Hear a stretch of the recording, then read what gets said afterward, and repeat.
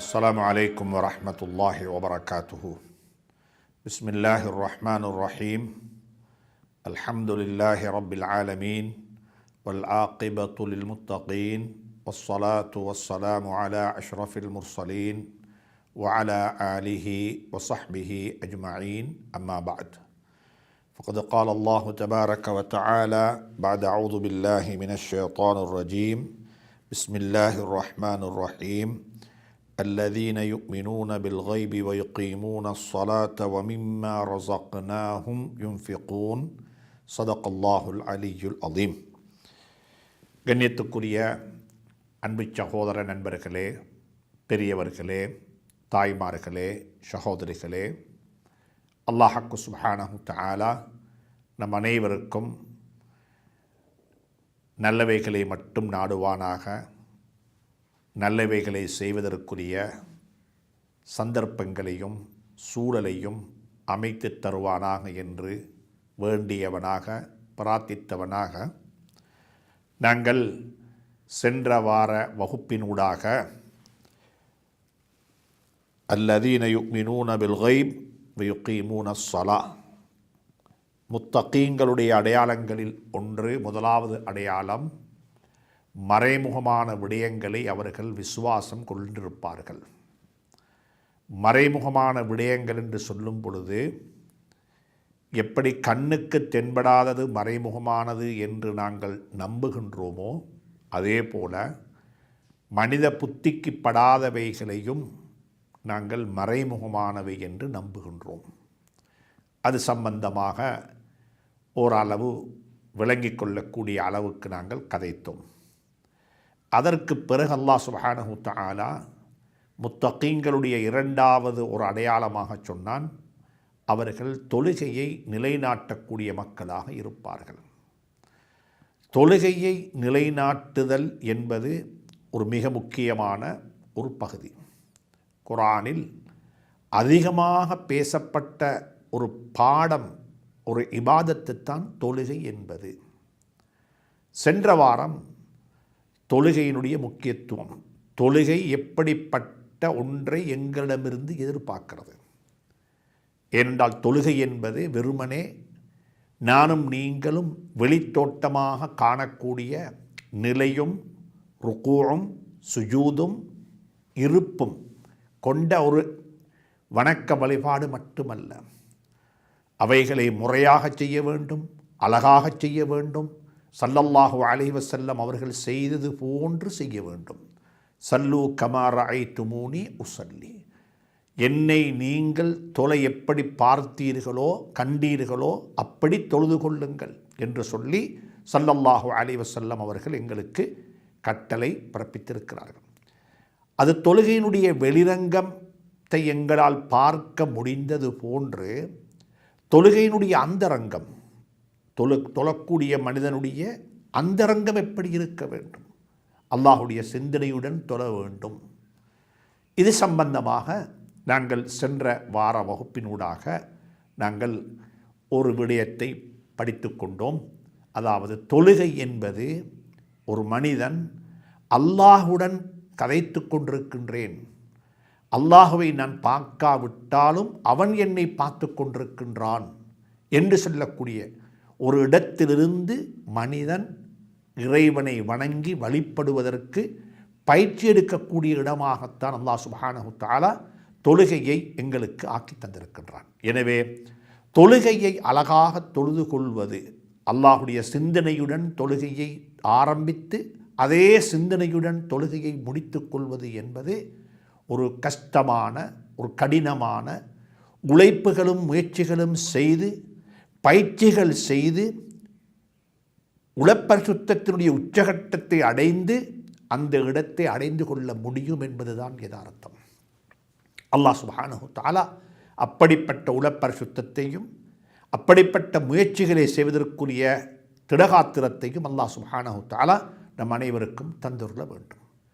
தொழுகையை நிலைநாட்டுதல் என்று குர்ஆன் கதைத்தது போன்று மேலும் குர்ஆன் சொல்லி இருக்கிறது, தொழுகையை வீணாக்கி விட வேண்டாம் என்று சொல்லி. தொழுகையில் வீண்வரையும், தொழுகையை வீணாக்கி விட வேண்டாம்.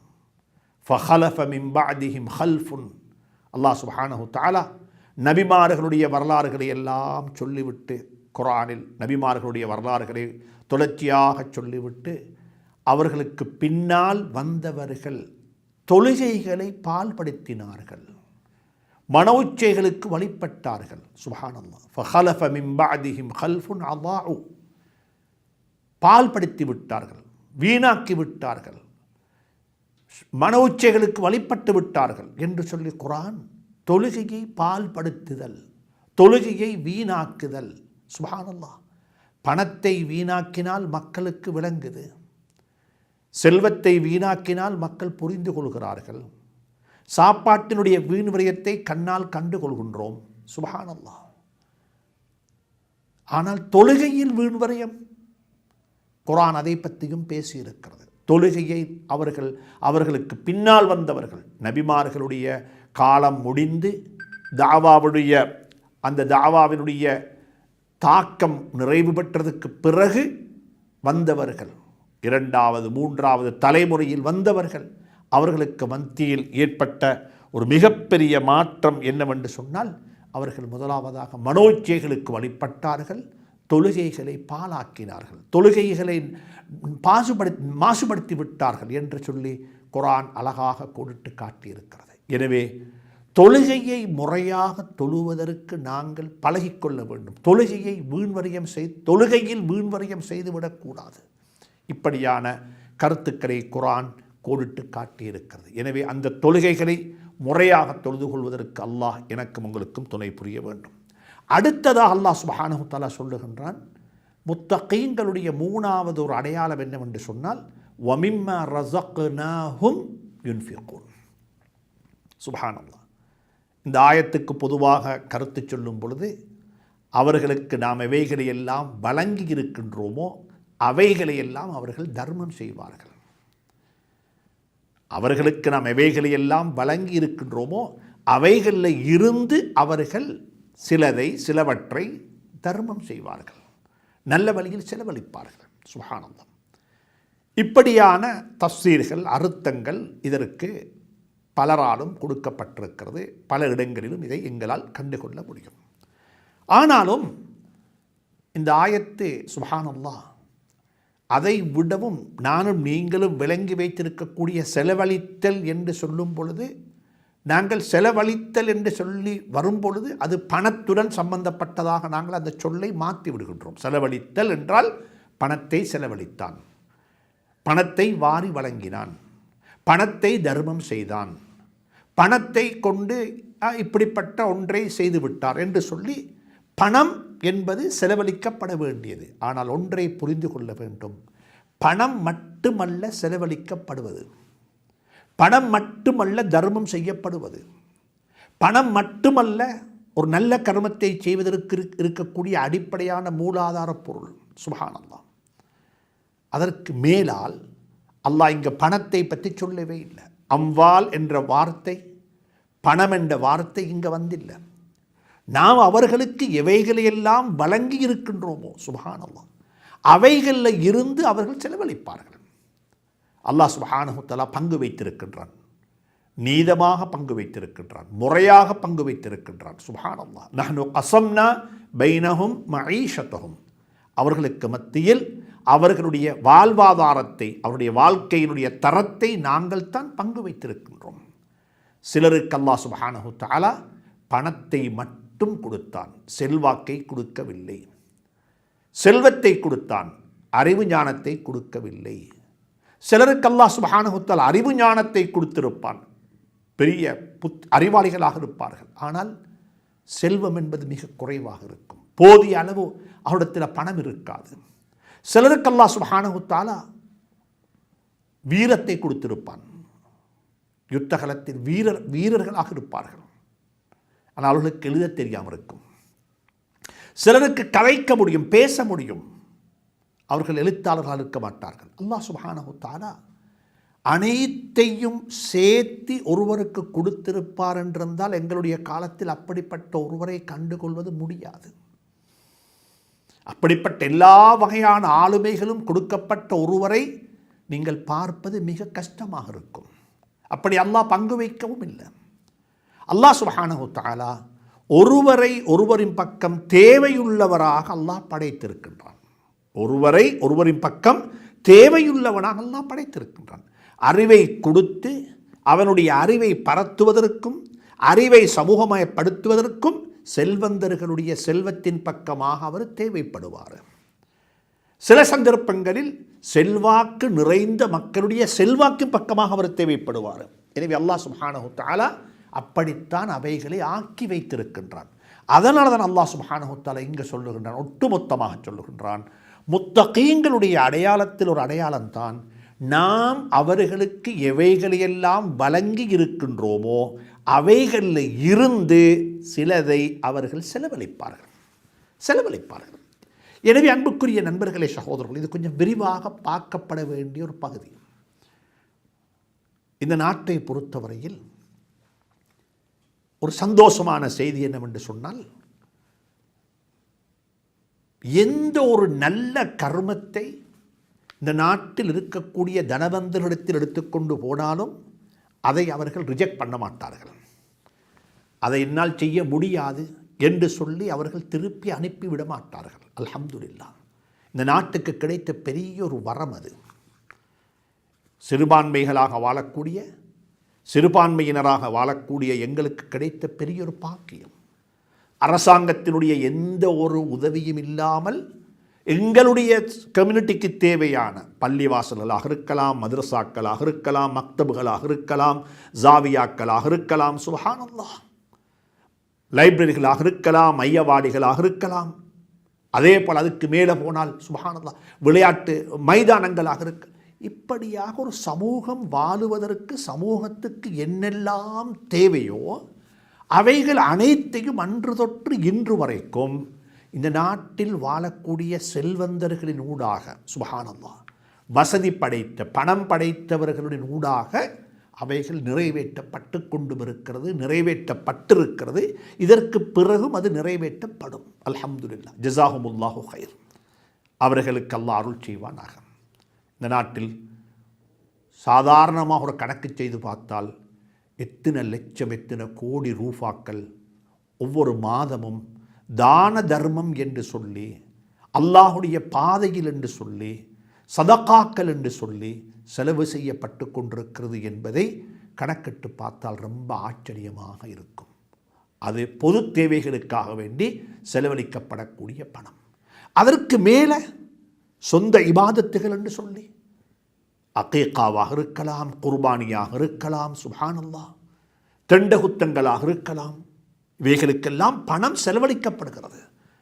குடும்பமாக சேர்ந்து பிள்ளைகளுடன் சேர்ந்து ஹஜ் உம்ராவுக்கு போகிற இபாதத்தாக இருக்கலாம். இப்படியாக பார்க்கும் பொழுது இந்த நாட்டில் வாழக்கூடிய செல்வந்தர்கள், பணக்கார சமூகம், வர்க்கம், ஏதோ ஒரு சிலரிடத்தில் ஒரு சில குறைபாடுகள் இருந்தாலும் செலவழிப்பதில் சில வகையான கண்மூடித்தனமான பழக்க வழக்கங்கள் அவரிடத்தில் இருந்தாலும் கூட பெரும்பான்மையானவரிடத்தில் இருக்கக்கூடிய ஒரு நல்ல பழக்கம்தான் நல்லவைகளுக்காக வேண்டி அவர்கள் செலவழித்து கொண்டே இருப்பார்கள். இது செல்வந்தர்கள். இன்னமொரு புறத்தில் இருக்கிறார்கள் உலமாக்கள். மார்க்க கல்வியை மதரசாக்களில் கல்விக்கூடங்களில் படித்து குர்ஆனை ஹதீஸை படித்தவர்கள். சுப்ஹானல்லாஹ், வெளிநாட்டில் படித்தவர்களாக இருக்கலாம், உள்நாட்டில் படித்தவர்களாக இருக்கலாம், அது எந்த ஒரு யூனிவர்சிட்டியில் படித்து யூனிவர்சிட்டியினுடைய தகமைகள் தரங்களை பெற்றவர்களாக இருந்தாலும் கூட அல்ஹம்துலில்லாஹ் அவர்களுடைய பங்களிப்பும் பாராட்டத்தக்க பங்களிப்பும். எல்லா இடங்களிலும் மதரசாக்கள் இருக்கிறது, பள்ளி வாயில்களில் இமாம்கள் இருக்கிறார்கள், அவர்கள் அங்கே பணி செய்கிறார்கள், தொழில் செய்யவில்லை, பணி செய்கிறார்கள். இப்படியாக அவர்களுடைய பங்களிப்பும். இன்று எங்களுடைய ஊருக்கு ஒரு ஹசரத்து வர இல்லை என்பதின் காரணமாக ஜும்மா தொழவில்லை என்று சொன்ன வரலாறு இலங்கையில் கிடையாது. ஆனால் கட்டாயம் ஜும்மா ஓதுவதற்கு ஒரு ஆலிம் தேவை, ஆலிம் தான் தேவை என்று நான் சொல்ல வரவும் இல்லை. ஆனால் எங்களுடைய ஒரு பழக்க வழக்கத்தில் அழகான ஒரு முறை இருக்கிறது. மார்க்கத்தை தெரிந்து மார்க்கத்தை கற்றறிந்து சமூக அங்கீகாரத்துடன் வாழக்கூடிய ஒரு ஆலிம் தான் ஹுத்பா ஓத வேண்டும் என்று சொல்லக்கூடிய ஒரு அழகான முறை எங்களுடைய நாட்டில் இருக்கிறது. அல்ஹம்துலில்லாஹ், அல்ஹம்துலில்லாஹ். இப்படியாக அவருடைய பங்களிப்பு. இதற்கு மேலொரு பகுதி இருக்கிறார்கள் இன்டலெக்சுவல்ஸ், அறிவாளிகள். அதாவது சுப்ஹானல்லாஹ், உலக கல்வியை பற்றி படித்து அதிலே தேர்ச்சி பெற்று அதிலே படிக்க வேண்டிய வாங்க வேண்டிய பட்டங்களை எல்லாம் வாங்கி அல்ஹம்துலில்லாஹ் ஒரு இடத்தை அடைந்தவர்கள். இப்படிப்பட்ட சகோதரர்களுடைய பங்களிப்பு என்ன, இந்த சமூகத்துக்கு அவர்களால் கிடைக்கக்கூடிய பலன் என்ன என்பதையும் இந்த நேரத்தில் நாங்கள் கொஞ்சம் அலசி பார்க்க வேண்டும்.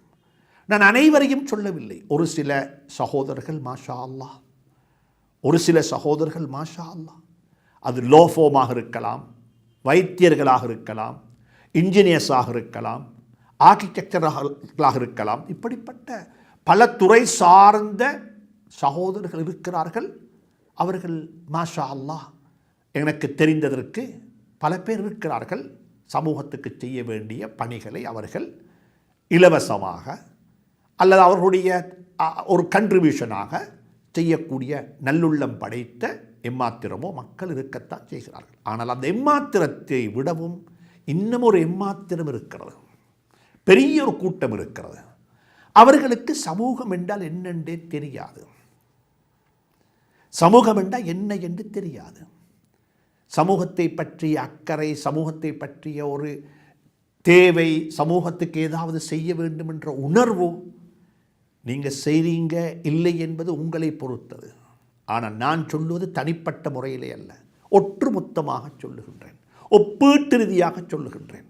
பணக்கார சமூகத்தினுடைய, உலமா சமூகத்தினுடைய கண்ட்ரிபியூஷனுடைய அளவுக்கு படித்த சமூகத்தினுடைய கண்ட்ரிபியூஷன் இல்லை என்று தான் சொல்ல வரேனே அல்லாமல் நீங்கள் கண்ட்ரிபியூட் பண்ண இல்லை என்று சொல்லி நான் சொல்ல வர இல்லை. எனவே உங்களுடைய இன்டலெக்சுவல் கண்ட்ரிபியூஷன்ஸ் அல்லது உங்களுடைய ஸ்காலரை கண்ட்ரிபியூஷன்ஸ் அல்லது உங்களுடைய புலமை சொத்தாக அல்லாஹ் உங்களுக்கு தந்திருக்கக்கூடிய அறிவு ஞானத்தினுடைய கண்ட்ரிபியூஷன்ஸ் இந்த சமூகத்துக்கு தேவை.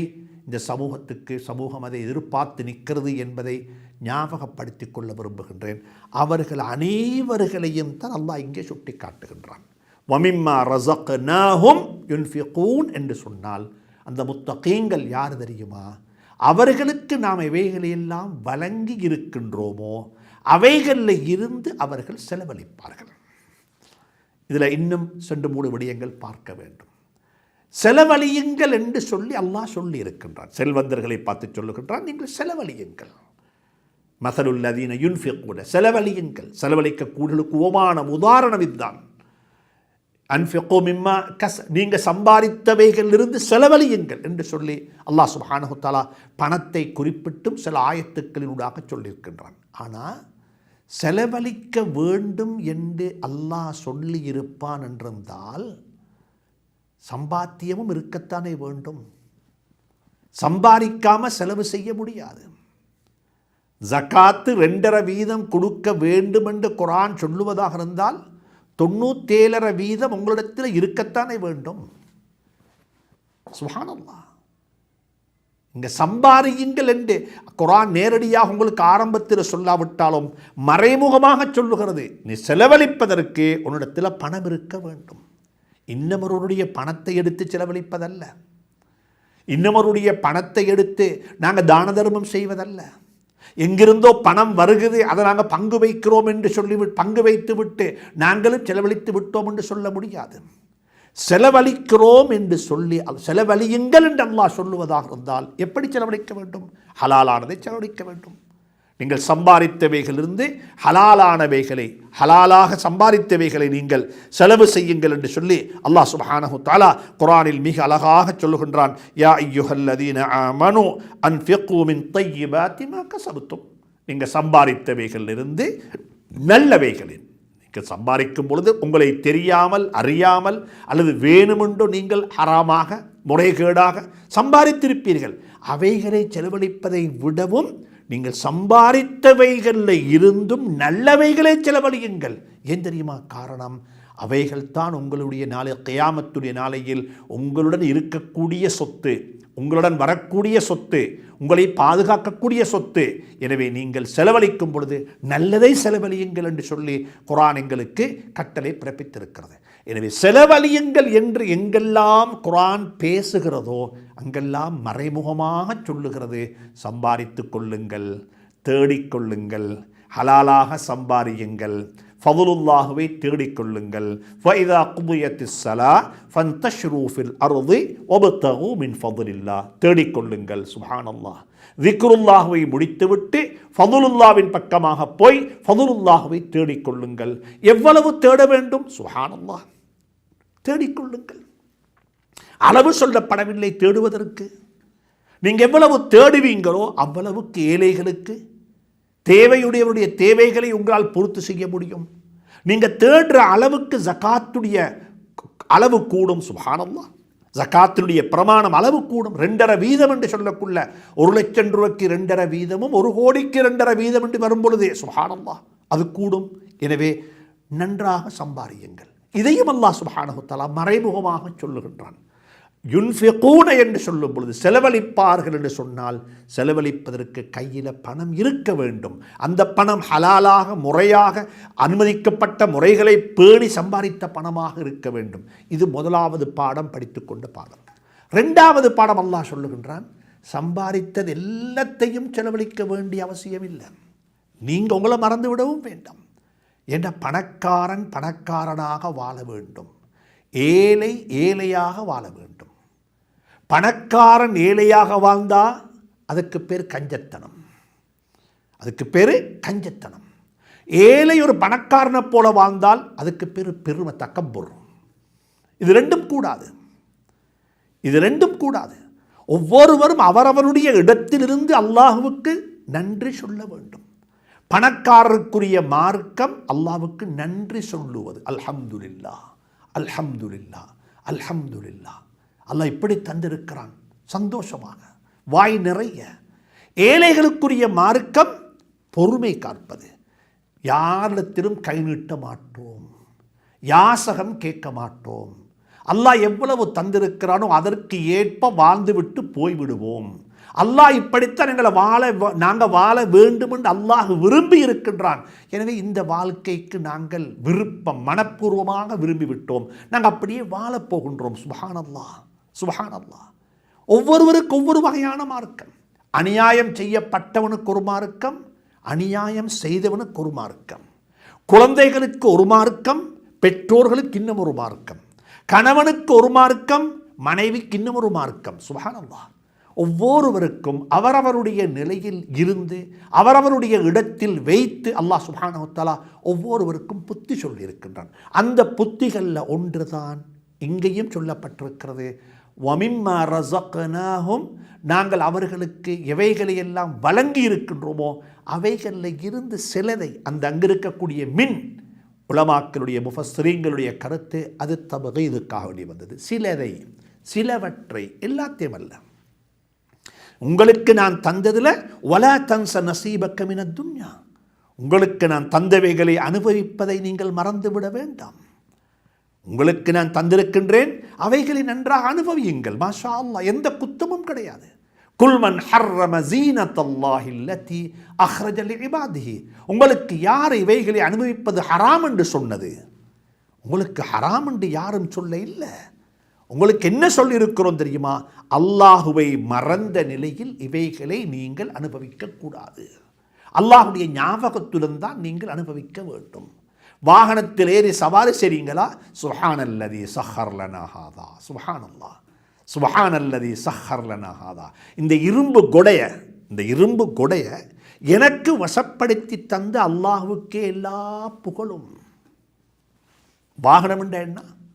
தனி இரும்பு. அந்த இரும்பு அல்லாஹ் எனக்கு வசப்படுத்தி தந்திருக்கின்றான். ஒரு ஒட்டகத்தில் ஏறி சவாரி செய்கின்றோம். சுப்ஹானல்லாஹ், அவ்வளவு பெரிய ஒரு ஒட்டகத்தில் நாங்கள் ஏறி பயணம் செய்கின்றோம், சவாரி செய்கின்றோம். அல்லாஹ் சுப்ஹானஹு வ தஆலா அந்த ஒட்டகத்தை எங்களுக்கு வசப்படுத்தி தந்திருக்கின்றான்.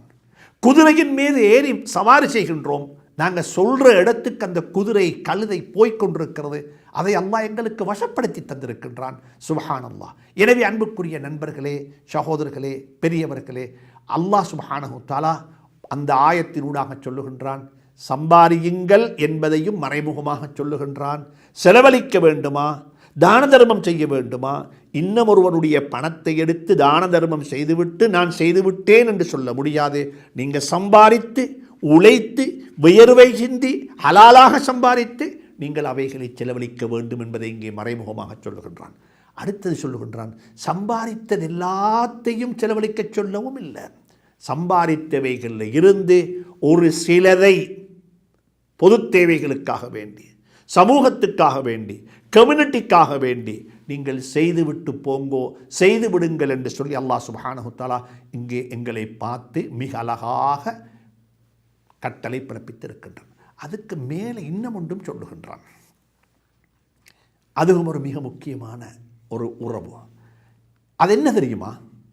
உலகத்தில் அல்லாஹ் எங்களுக்கு தந்திருக்கக்கூடிய வளங்கள், அது பணமாக இருக்கலாம், திறமைகளாக இருக்கலாம், ஸ்கில்ஸாக இருக்கலாம், ஆளுமைகளாக இருக்கலாம், அல்லது ஒவ்வொருத்தருக்கு ஒவ்வொரு வகையான தனிச்சிறப்பு அல்லாஹ் கொடுத்திருக்கின்றான். அல்லாஹ் ஒற்று மொத்தமாக சொல்லுகின்றான், இவைகளில் எதுவுமே உங்களுக்குரியதல்ல, இது உங்களோட ஓன் அல்ல, இது உங்களோட சொத்தல்ல, இது நாங்கள் உங்களுக்கு தந்தது, நாங்கள் உங்களுக்கு தந்தது. பணக்காரன் பணம் அவனுடைய அல்ல, உலமாக்களுடைய அறிவு அவர்களுடையதல்ல, இன்டலெக்சுவல்ஸுக்கு அல்லாஹ் கொடுத்திருக்கக்கூடிய அந்த சொத்து, அந்த புலமை சொத்து, அது அவர்களுடையதல்ல. ஒரு வீரனுக்கு கொடுத்திருக்கிற வீரம் அது அவனுடையதல்ல. ஒரு பேச்சாற்றல் உள்ள ஒருவருக்கு அல்லாஹ் கொடுத்திருக்கிற அந்த திறமை அது அவருடையதல்ல. உலகத்தில் அல்லாஹ் எங்களுக்கு எவைகளையெல்லாம் யார் யாருக்கு கொடுத்திருக்கிறானோ அல்லாஹ் சொல்லுகிறான், வமிம்மா ரஸக்னாஹும், நாம் அவர்களுக்கு அவைகளை வழங்கினோம். சுப்ஹானல்லாஹ், சுப்ஹானல்லாஹ். அன்புக்குரிய நண்பர்களே, சகோதரர்களே, குர்ஆன் சொல்லித்தரக்கூடிய அடிப்படையான பாடம் சூரத்துல் பக்கராவினுடைய ஆரம்பத்திலேயே அல்லாஹ் ஒட்டுமொத்தமாக சொல்லிவிட்டான். உங்கள் அனைவருடைய கையிலும் இருக்கக்கூடிய உங்களுக்கு சொந்தமான அத்துணை வகையான திறமைகளும் அத்துணை வகையான வளங்களும் இது உங்களுடையதல்ல. நீங்கள் யாரை போல தெரியுமா? ஒரு கஷியரை போல. கஷியருடைய வேலை என்ன? லட்சக்கணக்கான ரூபாக்களை எடுத்து அவர் கவுண்ட் பண்ணி கணக்கு பார்த்து எடுக்கிறாரு, லாட்சியில் போடுறாரு, எடுக்கிறாரு, கொடுக்கிறாரு, கஸ்டமர்ஸ்ட்டை எடுக்கிறாரு, பர்ச்சேஸ் பண்ணிட்டு செலவழிக்கிறாரு. எல்லாம் செய்ய இயலும். அவருடைய மேலுக்கு இருக்கிற நிர்வாகம் அவருக்கு சொல்லியிருக்கக்கூடிய முறை பிரகாரம் இத்தனை வீதம் ப்ராஃபிட்டுக்கு விற்க வேண்டும், இத்தனை வீதத்துக்கு ப்ராஃபிட்டுக்கு வாங்க வேண்டும், இப்படித்தான் கொடுக்க வேண்டும், இப்படித்தான் செலவழிக்க வேண்டும் என்று கஷியருக்கு மேல் இருக்கக்கூடிய அத்தாரிட்டி எப்படி ஒரு கைட்லைனை கொடுத்து அதன் பிரகாரம் செலவழியுங்கள் என்று சொல்லி ஒரு கஷியருக்கு கட்டளை பிறப்பிக்கப்பட்டிருக்கிறதோ அதே மாதிரியான கட்டளை தான் எங்களுக்கும் பிறப்பிக்கப்பட்டிருக்கிறது. இது நான் உங்களுக்கு தந்தது, இதனை நான் சொன்ன பிரகாரம் நீங்கள் செலவு செய்யுங்கள், நான் சொன்ன பிரகாரம் இதனை நீங்கள் அனுபவித்துக் கொள்ளுங்கள், நான் சொன்ன பிரகாரம் இதனை நீங்கள் சேவித்துக் கொள்ளுங்கள். சுப்ஹானல்லாஹ், சுப்ஹானல்லாஹ். குர்ஆனுடைய ஆயத்துக்களுக்கு விளக்கம் தஃப்சீர் சொல்லி முடிக்கிறதுக்கு நேரம் காலம் அவகாசம் கொடுக்க மாட்டாது. எனவே நாங்கள் படித்துக்கொண்ட 3 பாடம். முதல் பாடம், செலவழியுங்கள் என்று சொன்னால் மறைமுகமாக அல்லாஹ் சொல்லுகின்றான், சம்பாதித்துக் கொள்ளுங்கள், சம்பாதித்துத்தான் செலவழிக்க வேண்டும், பணத்தை எடுத்து செலவழிப்பதல்ல, எங்கட பணத்தை நாங்கள் செலவழிக்க வேண்டும். இது உண்டு. 2வது, நீங்கள் செலவழிக்கும் பொழுது எல்லாவற்றையும் செலவழியுங்கள் என்று குர்ஆன் சொல்லவும் இல்லை. சம்பாதித்ததிலிருந்து சிலவற்றையாவது செலவழியுங்கள், சிலவற்றையாவது தர்மம் செய்யுங்கள், சிலவற்றையாவது சமூகத்துக்கு விட்டு சொல்லுங்கள். 3வது சொல்லுகின்றான், நீங்கள் எவ்வளவு தான் செலவழித்து சம்பாதித்தாலும் கூட அது நன்றாக புரிந்து கொள்ளுங்கள், அது உங்களுடையது அல்ல, அது நான் உங்களுக்கு தந்தது. எப்போ வேணுமென்றாலும் எடுத்துக்கொள்ள முடியும், உங்களுக்கு தெரியாமலேயே உங்களிடமிருந்து அதைகளை பறித்து விட முடியும், எடுத்துக்கொள்ள முடியும். இது குர்ஆனில் அல்லாஹ் சுப்ஹானஹு தஆலா இந்த விடயத்தை மிக துல்லியமாக, மிக எச்சரிக்கையாக எங்களை பார்த்து கதைத்திருக்கின்றான், பேசியிருக்கின்றான். சர்தாரே ஆலம் தாஜுல் மதீனா முஹம்மது ரசூலுல்லாஹ் ஸல்லல்லாஹு அலைஹி வஸல்லம் அவர்களுக்கும் சொல்லுகின்றான், நீங்கள் மக்களுடன் இவ்வளவு இரக்கமாக இருக்கிறீங்க தானே, இதுவும் நான் உங்களுக்கு தந்தது. ஃபபிம ரஹ்மத்தின் மினல்லாஹி லின்த லஹும். சுப்ஹானல்லாஹ். ஃபபிம ரஹ்மத்தின் மினல்லாஹி லின்த லஹும். நீங்கள் ரஹ்மத்துல் லில் ஆலமீனாக அகிலத்துக்கு நீங்கள் வந்திருப்பதும் நீங்கள் இருப்பதும் அது நான் உங்களுக்கு தந்த ரஹ்மத்து. எங்களுக்கு அல்லாஹ் சுப்ஹானஹு தஆலா சொல்லித் தருகின்றான், நீங்கள் அனைவரும் அல்லாஹுடைய அடிமைகள், அல்லாஹ் உங்களுடைய எஜமான், உங்களிடம் இருக்கக்கூடிய அனைத்தும் நீங்கள் கருணை காட்டக்கூடிய ஒருவர். உங்களுடைய உள்ளத்தில் அல்லாஹ் கருணையை வைத்திருக்கிறான் என்றிருந்தால் அதுவும் அல்லாஹ் உங்களுக்கு தந்த ஒரு அருள், அதை பற்றியும் அல்லாஹ் நாளைக்கு விசாரிப்பான் என்ற கருத்தை இங்கே அல்லாஹ் சுப்ஹானஹு தஆலா சொல்லித் தருகின்றான். இந்த ஆயத்துடன் சம்பந்தப்பட்ட சில விடயங்களை இன்ஷா அல்லாஹ் தொடர்ந்து அடுத்த வாரம் பார்ப்போம். அதுவரைக்கும் சலாம் கூறி விடைபெறுகின்றேன். அஸ்ஸலாமு அலைக்கும் வரஹ்மத்துல்லாஹி வபரகாத்துஹு.